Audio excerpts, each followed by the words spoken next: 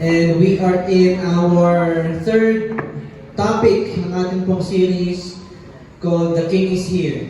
At ang topic po natin ngayong umaga is called, sinabi ko na po last week, it's called Game of Thrones. Kasi kung nakita niyo po last week sa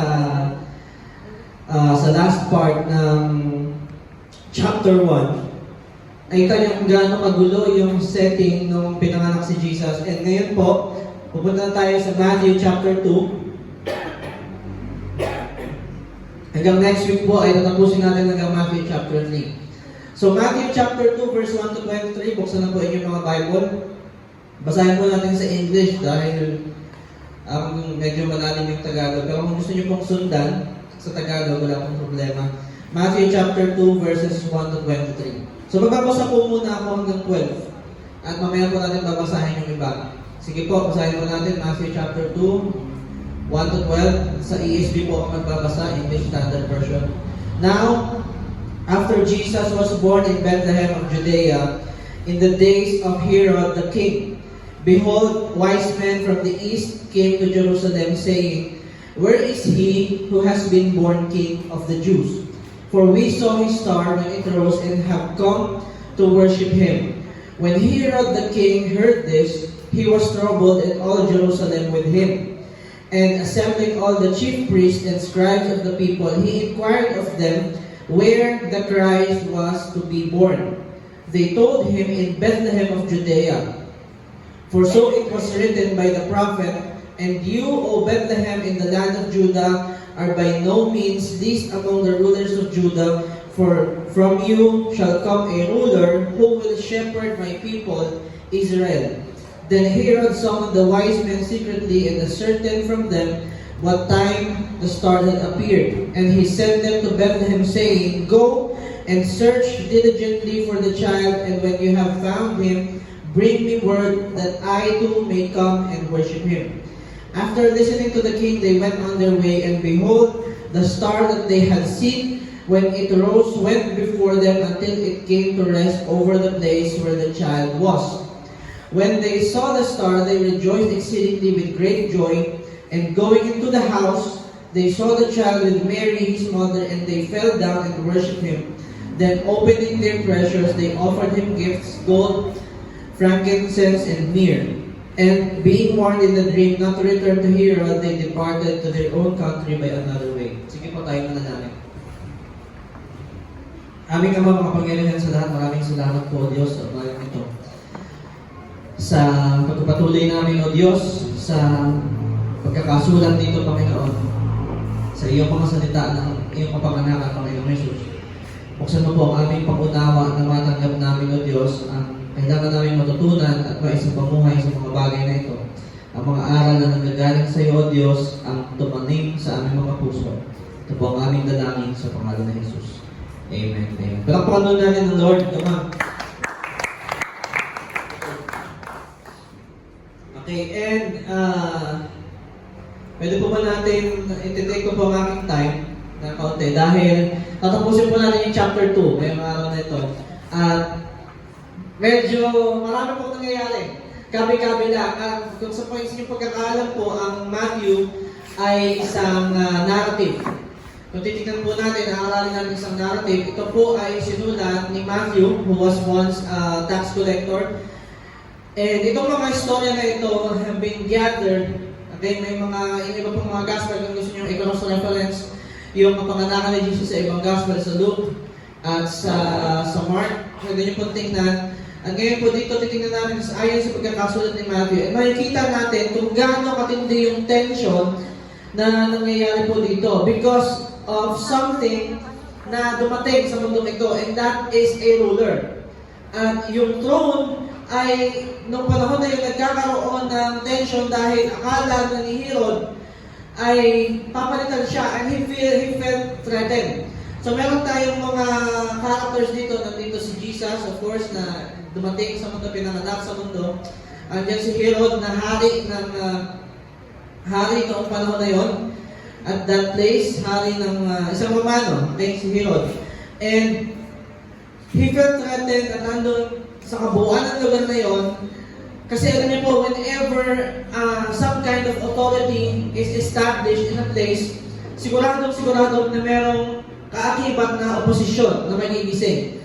At dahil ang kaharian po, ang isang throne, ay hindi po yan kailanman magiging neutral, yan po palagi ay mag-e-expose ng puso ng bawat tao na makakakita ng trono na yan, ng kaharian na yan. And Matthew chapter 2 opens with an announcement. It's starting with an announcement, hindi sa isang palasyo, hindi spoken ng mga tao na supposedly hindi sila yung mag-a-announce ng pagdating ng hari.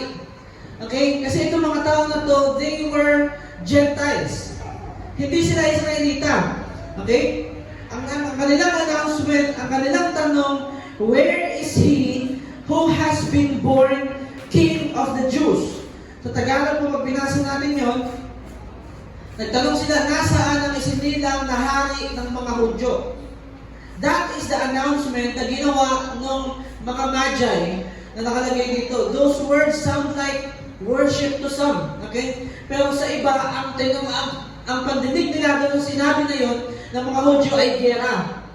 Ang tingin nila doon sa sinabi na yon, may magsisimulang labanan, may magsisimulang gera dahil imagine merong existing na hari and then biglang may dumating sa kaharian na yun, tapos nagtanong nasaan yung ipinanganak na magiging hari ng mga Hudyo. Okay, nakikita niyo po, ilagay natin yung ating sarili dito sa setting kasi medyo madami po ito. And then, ang pangalan po ng hari at that time is Herod.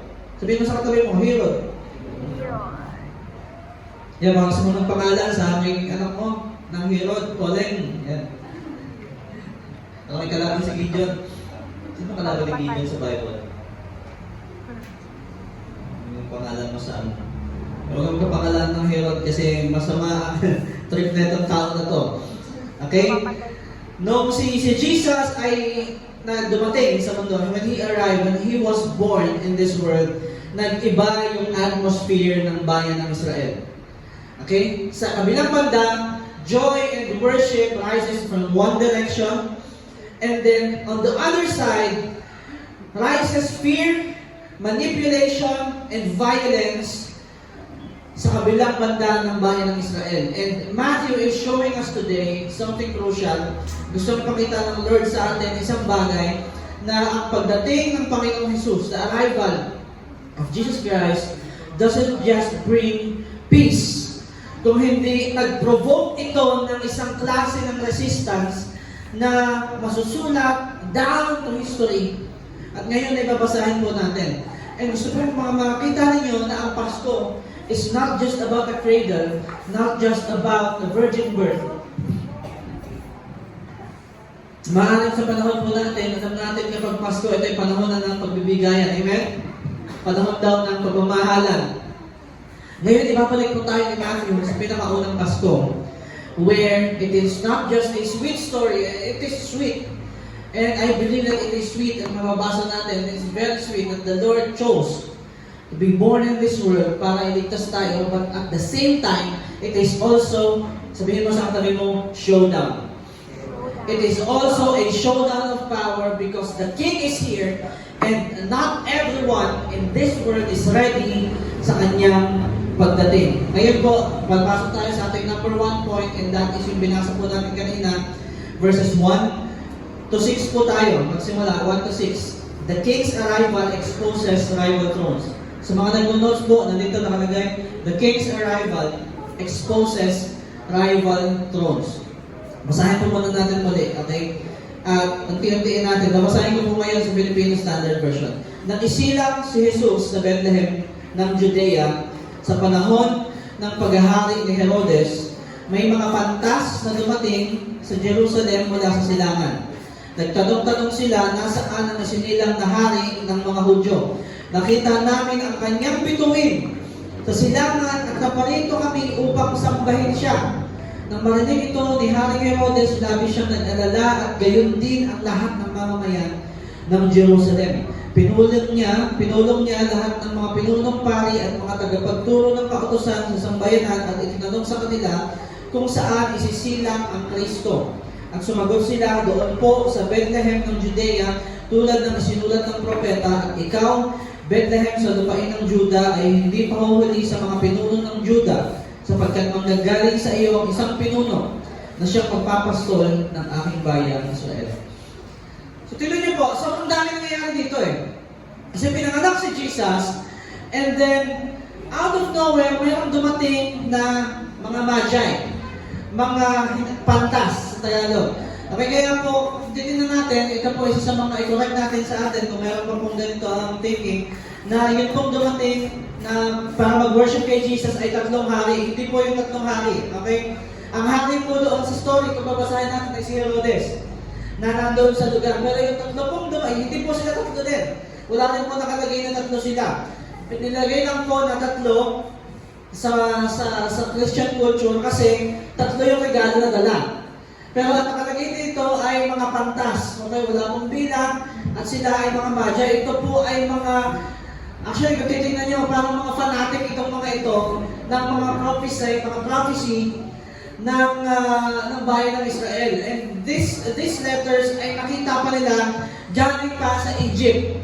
Okay, baka may mga naiwan doon ng mga copy ng mga prophecy, katulad na nakita nyo sa Dead Sea Scrolls, may nakita sila at inaaral nila yon. At alam nila na mayroong padating na hari na magagaling sa bayan ng Israel. And may I just remind you na itong mga tao pong ito ay mga Gentiles. Hindi po sila Israelita.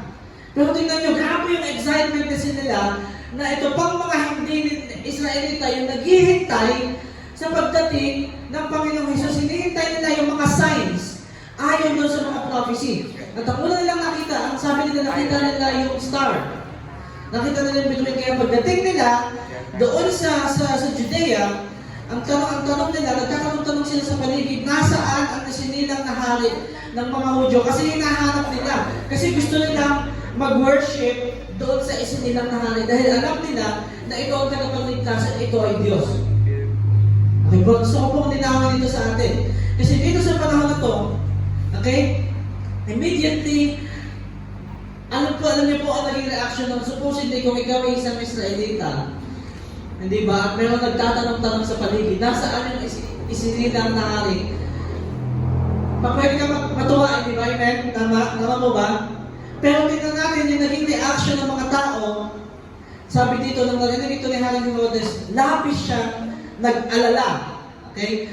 At gayon din ang lahat ng mamamayan ng Jerusalem. Imbes na matuwa ang mga Israelita sa pagdating ng isinilang na hari, yung hari nila na si Herodes nag-alala, nabalisa, he was threatened, okay, and he was scared doon sa mangyayari. At ganoon din, hindi lang siya, kung hindi yung buong bayan ng Israel ay nag-alala sa pangyayari.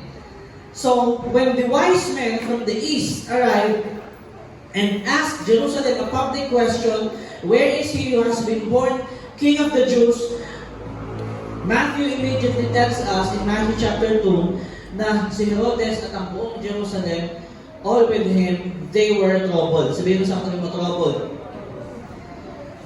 At gusto ko pong ipaunawa rin sa inyo na wala pang ginagawa si Jesus. Okay? Sa lahat ng inaral natin nakaraan, simula Matthew chapter 4 hanggang Matthew chapter, sa po tayo natapos, 14 po ba? 13. 4 to 13. Alam natin, every time na may gagawin si Jesus, magpapagaling siya, people were, yung iba natutuwa, yung iba nababalisa, natutrouble, yung iba natatakot, yung iba gusto siyang patayin. Pero dito, in Matthew chapter 2, wala pa po siyang ginagawa. Pinanganak lang siya. Imagine the setting, okay? Wala pa siyang ginagawa publicly, wala pa siyang tinutulong sermon, wala pa siyang ginagawang miracle, wala pa siyang sinisimulan na movement, wala pa siyang 12 disciples.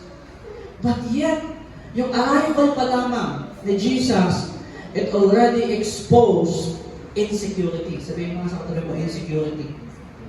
Sabihin mo sa katabi mo, insecurity. Si Herodes ay isang political king.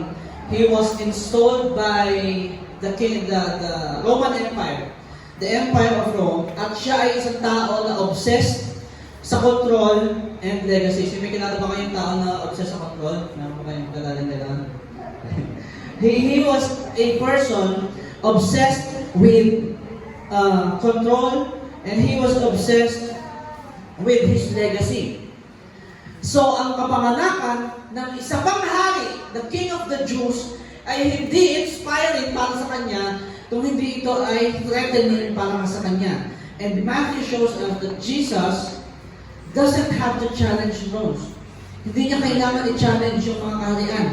Yung pagdating pa lang niya, yung presensya pa lang niya alone, it already reveals yung mga kaharian na against sa kaharian po ng Diyos.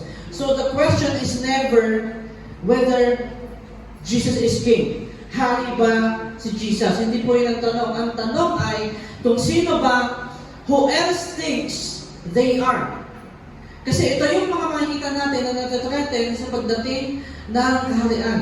And sa panahon po natin ngayon, Jesus still exposes rival thrones. Sa panahon natin ngayon, yung kaharian na meron din ngayon na nag-rival at pilit na nagpapabagsak sa ating mga Kristiyano, which is the kingdom of darkness in this world.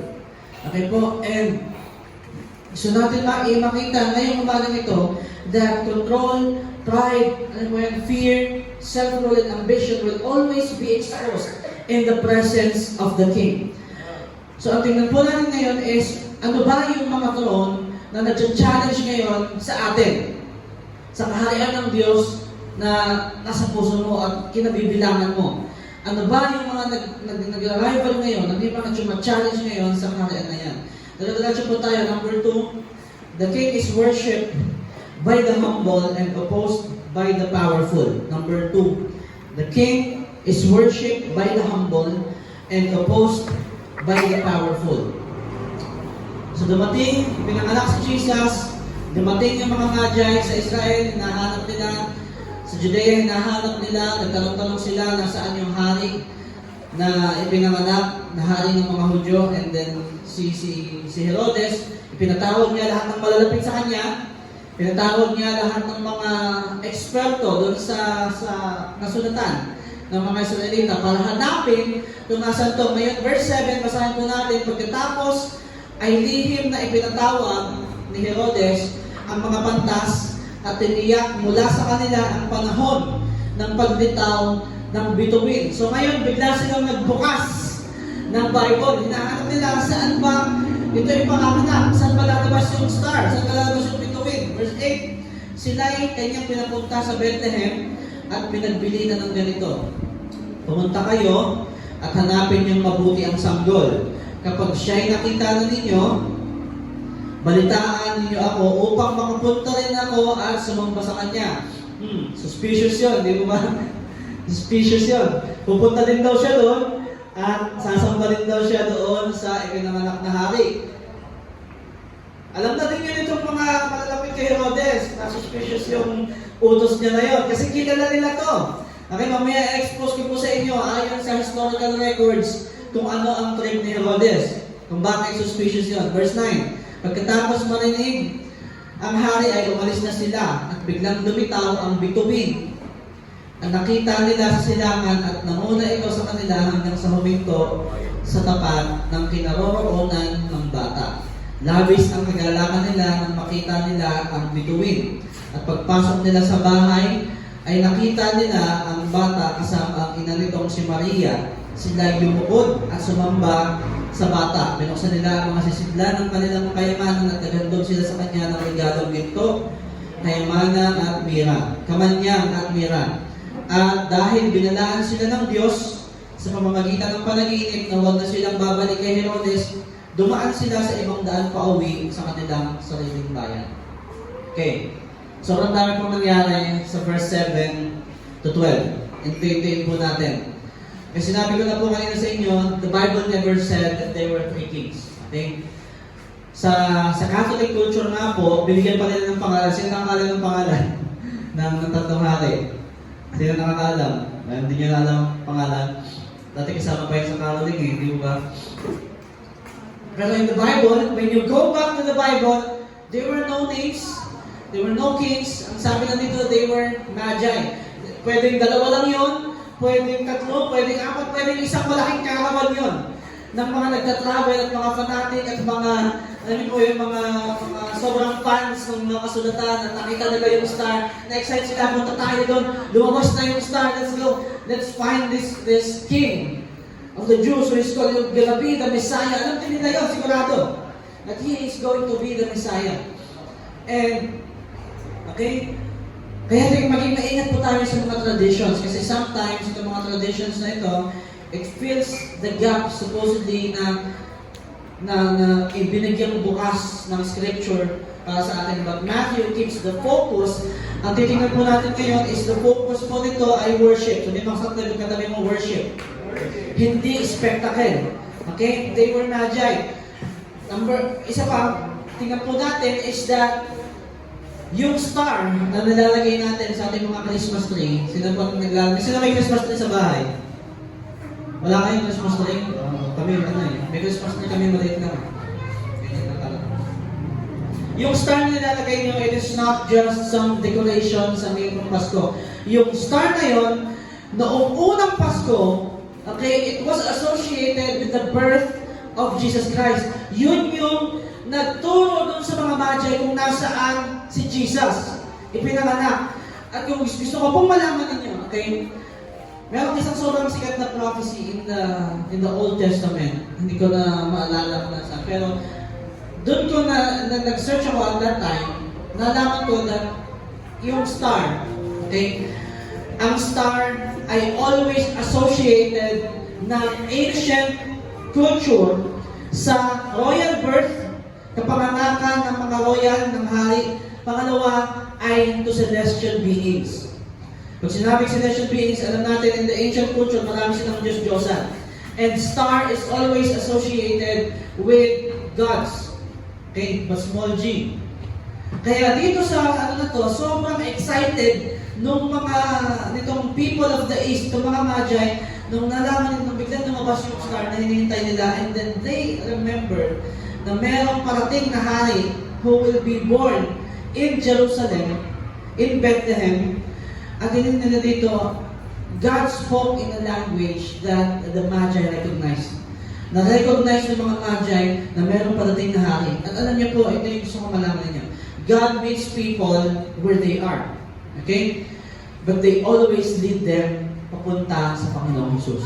Katulad mo at katulad ko, kung bakit tayo nandito ngayong umagang ito, it is because of that. Isa pa po, it is that, ito ang isa pa pong observation dito, tama din po natin ito sa ating mga isipan. Alam niyo po, every time na nakakita tayo kapag Pasko, ano yung setting na nakikita ninyo? Nandun si Joseph, nandun si Mary, nandun si Jesus. Si Jesus ay nakapanganak pa lang, tamang nakabalot, tapos merong mga hayop, mga hayop, may mga chicken, may tupa, may kambing, may baka, may giraffe, hindi na alam, okay? May ano pa ba, camel. Yung time na may kung ano man ang hayop na nandun. Pero kung titignan natin dito, okay, nung nakita ng mga magi, si Jesus, hindi na po siya newborn. Hindi na siya newborn. Nung nakita ng mga panta si Jesus, he is already an infant.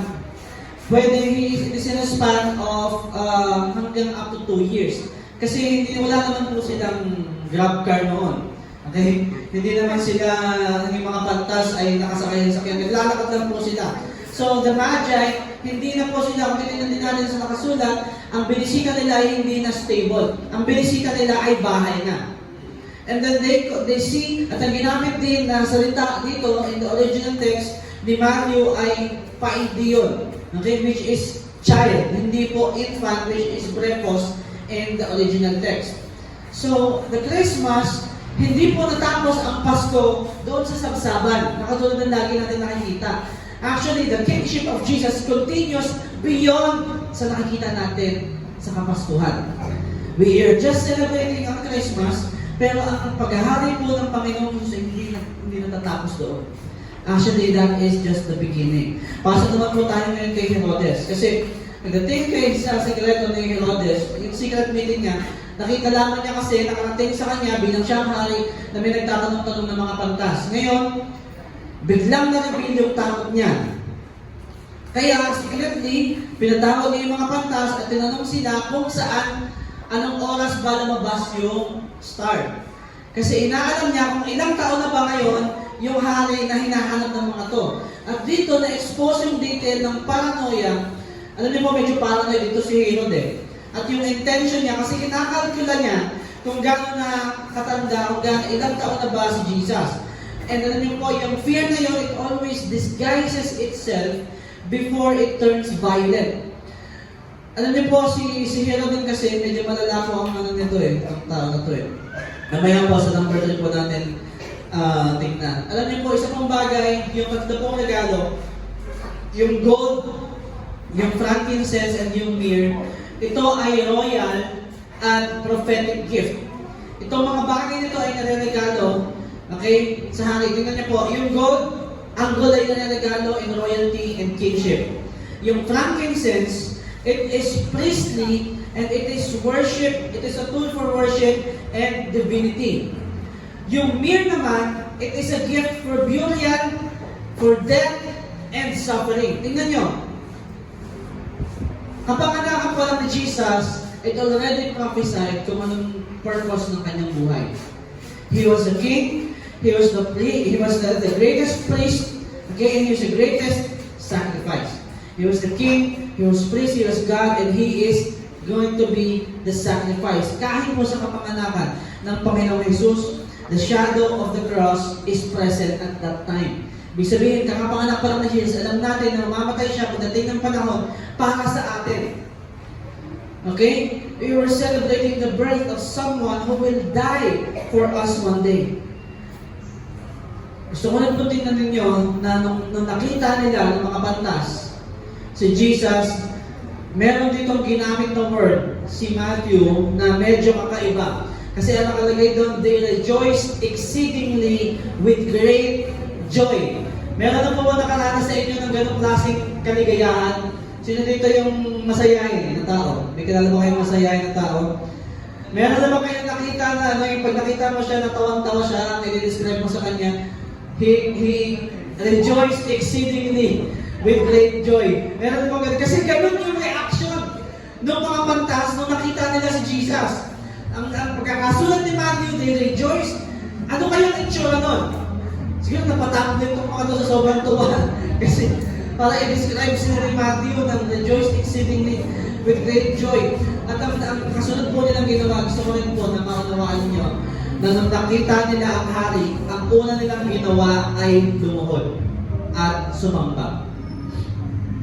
Nung na-encounter nila si Jesus at His birth, ang una nilang ginawa ay lumuhod, and then they gave their gifts para sumamba.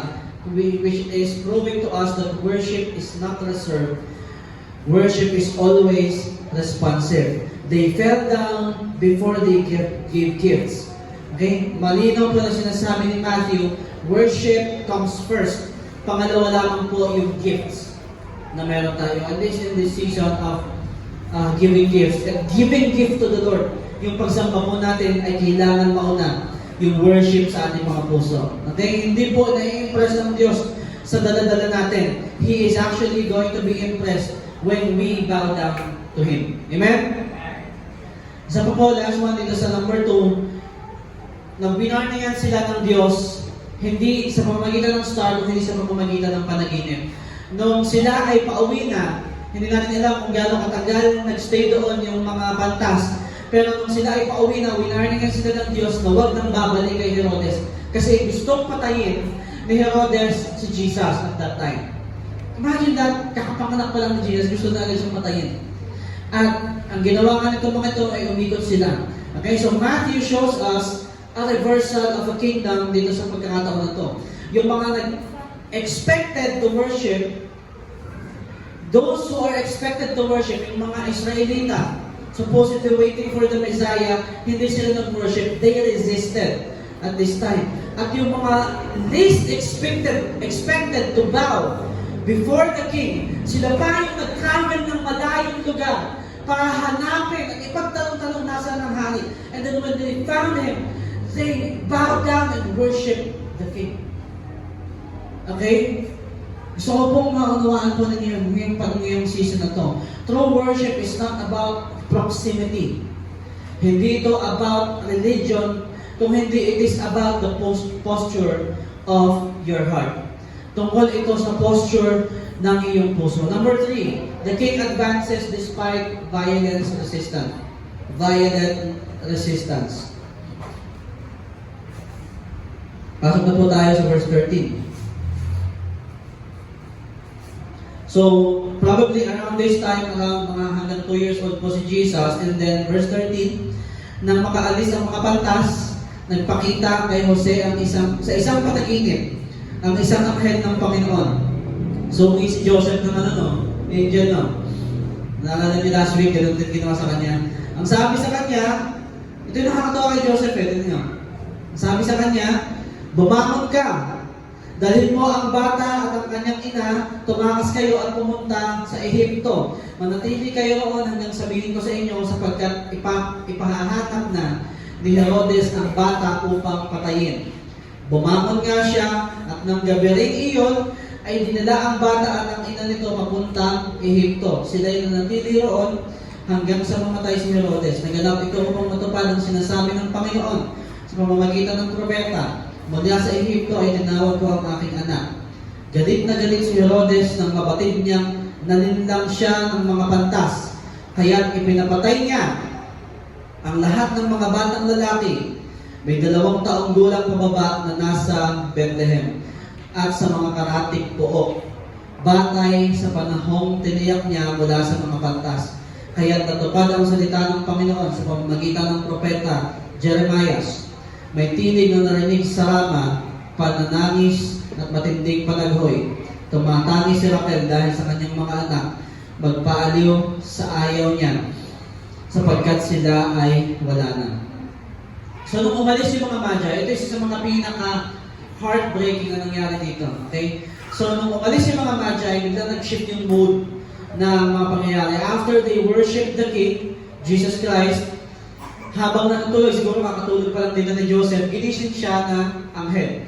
At ang sabi sa kanya, bumangon ka at dalhin mo ang iyong asawa at ang bata, pumunta kayo sa Egypt. Tumakas kayo papunta ng Egypt. Imagine, okay? Sino dito yung mahirap gisingin? Ginising siya ng anghel habang natutulog siya at noong gabi din yun. Okay? Wala tayo ng Lord, mag-iimpahag. Hindi! Noong gabi din yun, umalis sila karagada, tumakas sila dahil ang sinabi ng ito yung gusto kong klase ng obedience na ipakita sa inyo, katulad ng kay Joseph. Alam niyo sa mga sinulat in the Gospels, may napansin ba kayo na may sinulat na sinabi ni Joseph kahit isa? Wala, hindi po ba? Amen? Wala. Ang isinulat lang dito ay kung paano siya sumunod. Kasi every time na may papakita sa kanya yung anghel at may sasabihin sa kanya, o at that time, kikilos siya agad para sumunod. Amen? At ganong klase ng obedience ang gusto po ng Diyos sa ating lahat. Walang delay, wala nang debate, hindi na sa aabutin ng umaga. Imagine that night. Hindi na inabot ng umaga. Joseph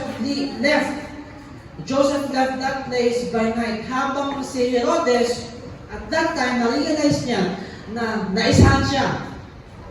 When he realized that he has been outwitted, siya ay galit na galit, enraged, he was humiliated. Ang iniutos niya ay patayin lahat ng bata sa Bethlehem at sa mga kalapit na bayan. 2 years old pababa, lahat pinatay at that time. It is the worst time to be born. Amen? Tama ba? Imagine, pinanganak ka ng kasabay ni Jesus, wala ka na. Okay? Delete lahat dahil kay Herodes. Pero gusto ko pong ipakita sa inyo na yung Christmas story, it went from starlight, papunta sa bloodshed, from worship to weeping, and then Matthew wants us to feel yung shock na nangyari at that time. Yung pagdating ng hari does not bring instant peace.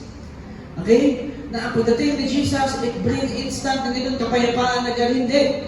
Nag-provoke ito ng matinding resistance. Alam niyo yung reaction ni Herod, kung titignan natin si Herodes, hindi po ito galing sa Diyos. Okay? Ito ay dahil sa kasamaan nitong tao na to. Si Herodes po, kung titignan natin yung ginawa niya, it is historical inconsistent. Meron mga writings about sa buhay ng mga hari in the ancient times Kung titignan natin, yung brutality ni Herodes ay hindi exaggerated katulad ng nakalagay sa Bible. Yung mga historical records ni Herod sa kanyang buhay, alam niyo po, dinescribe siya, he was executing. Pinapamatay ni Herodes ang sarili niyang asawa, ang sarili niyang anak, yung mga malalapit sa kanya ng mga advisor dahil lamang sa paranoia. Kapag ka natikita niya na suspicious ka at parang meron kang pinaplanong gawin, na pabagsakin siya, ipamamatay ka niya kahit asawa ka niya, kahit anak ka niya. Ganong klaseng tao si Herodes. Ito yung mga nakadocument in the history. Alam niyo po, meron pa nakasulat na sinabi daw po ni Herodes in historical records na mas mabuti pang maging baboy ng panahon na yon kaysa maging anak niya. Mas okay pa na ipanganak ang baboy kaysa maging anak niya. Kasi yung mga baboy, nung panahon na yun nakasurvive, yung mga anak niya pinapatay niya. Okay? Pagka suspicious yung anak niya at parang natatraidoran siya, ipapatay niya yun. Herod is a villain. Okay? Hindi nag-invento si Matthew ng kasamaan ng isang tao. He was documenting a real 100% evil villain sa pagkakatauhan ni Herodes. Dino-document niya yung nangyari. Okay, what happened? What threatened the power? Dito sa panahon na to. At yun pong pagtakas nila Jesus papuntang Egypt, hindi po random escape. Kung hindi yun ay isang nakalagay na sa prophecy in the Old Testament, in Hosea. Okay, that is in Hosea chapter 11. And imagine yung buhay ni Jesus. Ito kasi kadalasan, sino po dito yung yung may tayo sa sarili natin. Sino dito yung madalas magreklamo sa Lord? Sino yung madalas magreklamo sa Lord? Lord, hirap naman ang buhay ko. Hindi mo ba nakikita yung pinagdadaanan ko? Okay, kasi kung ang naisip mo lang ay si Jesus, pero wala kang maireklamo kasi si Jesus namatay sa cross, di ba? Dinaanan niya ang pinakamahirap na klase. Pero bukod doon, itanggalin muna natin yung cross. Punta tayo sa kapanganakan ni Jesus. Kakapanganak pa lang niya, gusto na siyang patayin. You think Jesus' life is not hard? Tingin mo hindi nahirapan si Jesus sa buhay kung saan siya pinanganak? And another thing, 2 years old pa lang si Jesus. Below 2 years old pa lang si Jesus. Lumipat na sila sa lugar na wala silang kakilala. He was a refugee. Okay, umalis sila, tumakas sila kasi gusto siyang patayin. Imagine that. Sa lugar na outside sa jurisdiction ng taong gusto pumatay sa kanya. Sa isang lugar na medyo malaking Jewish community in Egypt, Jesus retraces the story of Israel. Bumalik siya sa Egypt. Israel went out of Egypt, and Jesus, in his young age, went back to Egypt dahil sa threat. And Israel came out by God's deliverance. Ngayon si Jesus, he was embodying the nation of Israel. And Matthew is presenting that Jesus is the true Israel, reliving the nation's story in his own life. Okay? Yung buhay ni Jesus, it was deeply uncomfortable and it was intentionally so. Kasi bago siya mag-aral, bago siya magturo, bago siya magpagaling, bago siya magligtas, siya muna yung unang nakaranas ng lahat ng paghihirap at pagdudusa. In his life, starting from a young age, hanggang sa kanyang kamatayan, he experienced displacement, he experienced danger, he experienced vulnerability simula sa pagkabata niya. Kaya gusto ko pong ipakita sa inyo, kaya po, God with us, and the King is here. Yung tema natin ngayong Pasko, it is still because yung mga pinagdadaanan po natin ay hindi foreign sa Diyos. Hindi yan bago kay Jesus dahil naranasan niya na lahat ng yan simula pagkabata. Amen? He entered into human suffering at its most fragile level para ma-experience yung pinagdadaanan natin mga tao. And the King of Heaven begins his early life as a hunted child. At yung prophecy po ni Jeremiah dun sa baba is that Matthew is quoting promises, restoration, and covenant renewal and joy. Kahit po nung panahon na yun, it was exile and grief ang pinagdaanan po ni Jesus at ng bayan ng Israel dahil nga pinapatay ni Herod lahat ng bata 2 years old pababa at that time. So Matthew is teaching us something sovereign but essential, na ang kaharian ng Diyos, it is always advancing but never without resistance. Kaya huwag po tayo magtaka dahil yung pong resistance na yun is always essential. Kasi evil reacts violently kapag ka po nag-threaten ng kanilang kapangyarihan. Nakakapanood po ba kayo ng mga snake preachers na yun sa ibang bansa? Kahit yung kay Charlie Kirk, balik natin kay Charlie Kirk. Yung violent reaction na yun ng evil, dahil sila ay nangangaral ng salita ng Diyos at nagtatama ng way of thinking sa panahon na yun, it is expected kasi Jesus, He experienced it simula kapanganakan pa lang niya. Amen? Amen po ba? Kaya gusto ko po makita ninyo na hindi po tinitigil ng Diyos lahat ng suffering sa mundo ito, pero hindi po siya absent sa lahat ng pagdudusa natin. Amen? Ano man ang pinagdadaanan mo, hindi absent ang Diyos at naandyan siya palagi. Okay, number 4, dito po tayo magtapos. Verses 19 hanggang 23. Ito na, ang pinaka-masaya dito. Na, sabi sa verse 19, pagkamatay ni Herodes, yan, namatay din si Herodes sa wakas. Pagkamatay ni Herodes, nagpakita, dito naman, suki talaga si Joseph eh. Nagpakita ang isang anghel ng Panginoon kay Joseph sa isang panaginip doon sa Ehipto na nagsasabi, bumangon ka, dalhin mo ang bata at ang kanyang ina at umuwi kayo sa Israel. Namatay na ang mga nagnanais pumatay sa bata. Bumangon nga siya at inuwi ang bata at ang ina nito sa Israel. Ngunit nang nabalitaan niyang naghahari si Arquelao sa Judea, kapatid ng ama nitong si Herodes, natakot siya pumunta roon. Dahil binadaan siya ng Diyos pamamagitan ng panaginip, pumunta sila sa lalawigan ng Galilea. Napunta na si Jesus sa Galilee, where He did most of His miracles. At nanirahan siya sa Nazareth upang matupad ang sinabi ng mga propeta tungkol sa bata, siya'y tatawaging isang taga-Nazareth. So after mamatay ni Herod, hindi po natapos ang violence with a celebration. It ended quietly. And once again, nagsalita ang Diyos kay Joseph, and once again, Joseph obeyed the Lord without argument, without question, and the family returns from Egypt. Pero hindi na sila sa Jerusalem bumalik, kung hindi si Jesus ay pumunta na doon sa Nazareth, at doon siya lumaki sa lugar na yun.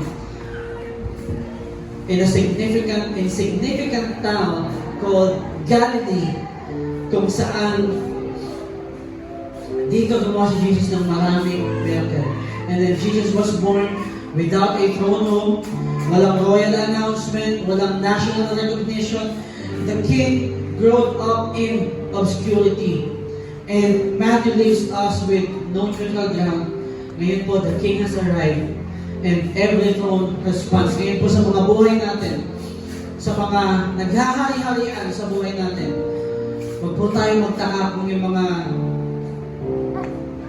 nanguna sa buhay natin, sa luma nating buhay, in the presence of God, lagi po yung nagkakaroon lumaban sa gustong gawin ng Diyos. Ay, gusto ko lang po makita natin na si Herodes, he responded with violence. Yung mga pantas, the Magi responded with worship and surrender. And Joseph responded with quiet obedience. Ngayon, ang tanong po is that, kasi yung makikita natin, some will try to protect their power, some will bow in worship, and some will obey without applause.